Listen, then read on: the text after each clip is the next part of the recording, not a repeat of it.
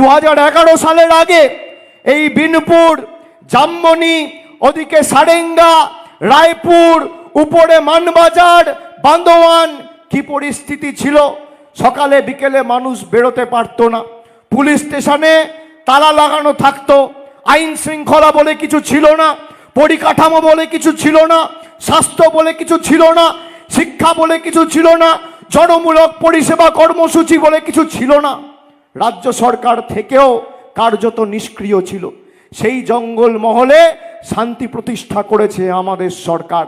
আজকে বিজেপির নেতারা নির্বাচন ঘোষণা হলেই ডেলি প্যাসেঞ্জারি করে কখনো ঝাড়গ্রাম, কখনো পুরুলিয়া, কখনো পশ্চিম মেদিনীপুর, কখনো শালবনী, কখনো গড়বেতা, কখনো নয়াগ্রাম ডেলি প্যাসেঞ্জারি করছেন।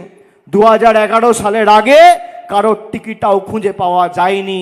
তখন লড়াই করেছে একমাত্র মমতা বন্দ্যোপাধ্যায় এবং তৃণমূল কংগ্রেস। আমাদের এটা মাথায় রাখতে হবে।